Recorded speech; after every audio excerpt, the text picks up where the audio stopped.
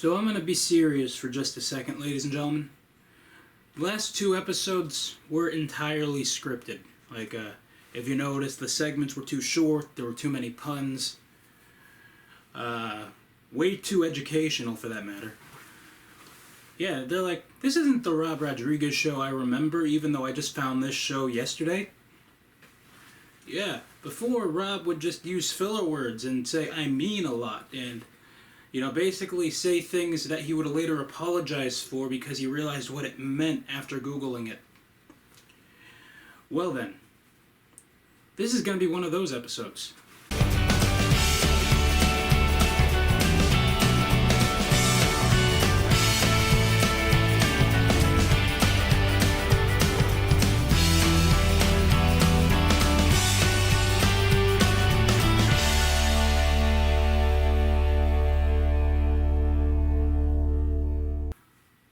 Alright, welcome to the show, everybody. I'm your host, Rob Rodriguez.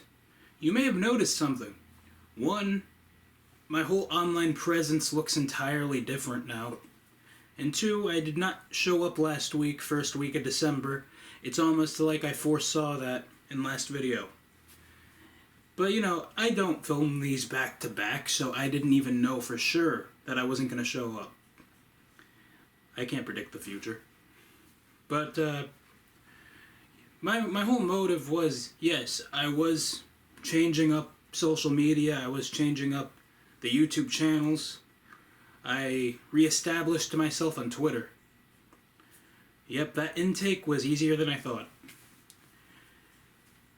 But you gotta realize, some people might think I have an ulterior motive, which probably was, he probably was thinking to himself, if he name drops DC one more time, just shut off the camera and leave it on the charger. Yeah, I can hear you now. Rob, think about the Marvel Cinematic Universe for a change. Goodness.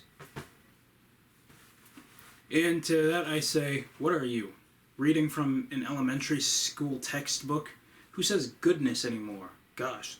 Now the way we talk, it's just part of who we are. It's based on where we're from, how we were raised, and who we're around.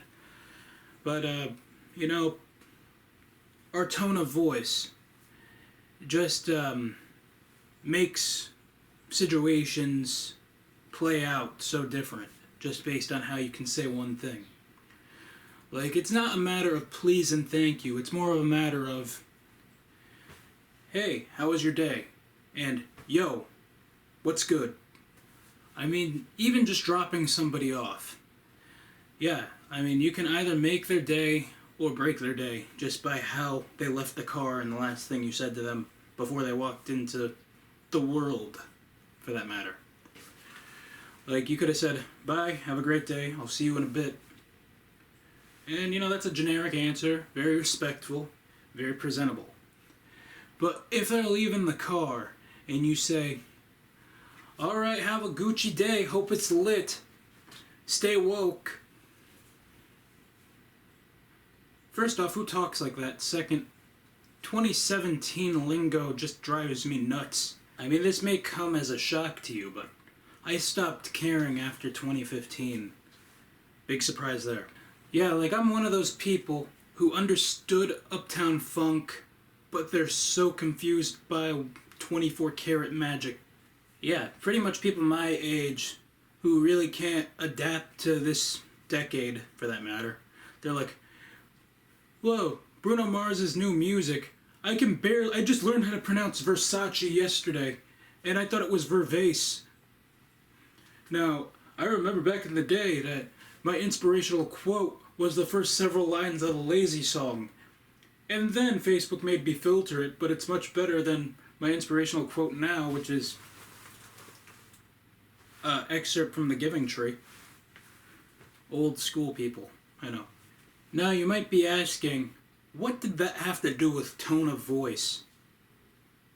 Well, actually, to be honest, all it really was practicing my ability to use different tones of voices. Yeah, people need to brush up on their social skills. It's like stretching at work. You just do it periodically. Well, we have a lot of show to fill, so that being said, I'm gonna need a minute.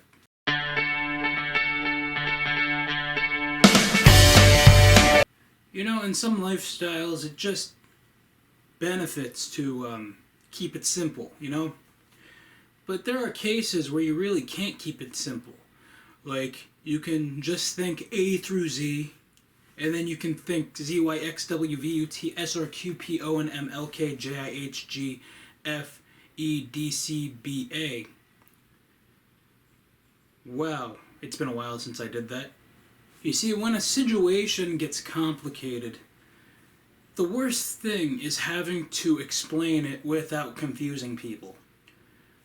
Which, by the way, is the paraphrased definition of complicated. Now that I'm saying that out loud.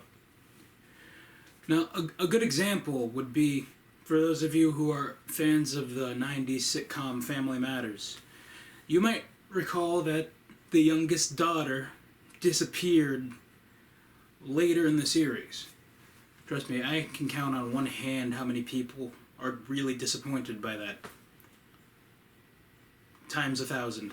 Think about this. Like, if you're around this, it's like, hey, where's Judy? It's like she was only here for 22 minutes.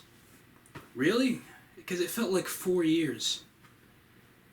I mean, wherever she is, and, like, are we going to do anything? I mean, her father's a cop. I mean, can't he start some sort of investigation? Okay, how about we just pretend for about half a decade that she never existed? ABC only runs the current season anyway. Thank God it's Friday. It's time for that weekly list known as the Possibility List. It's kind of like when you watch Saturday Night Live on Wednesday morning DVR.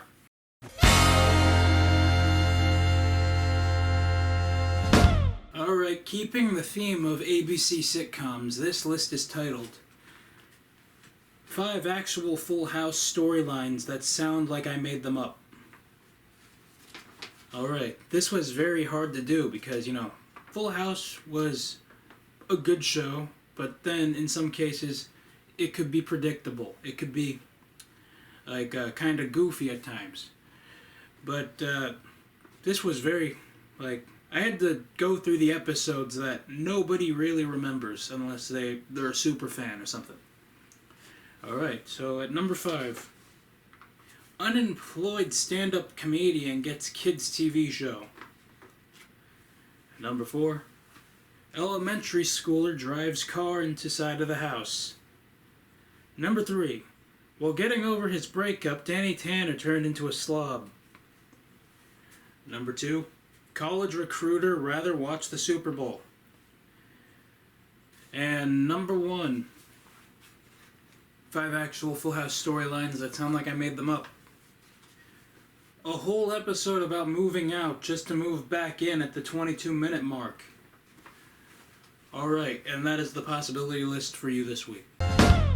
Well, that is the show for you this week. You know how to follow me on social media. Please check out the second channel because videos are almost coming out at an annoying rate. So I'd check that out. We even got a nice banner and profile pic on that one too.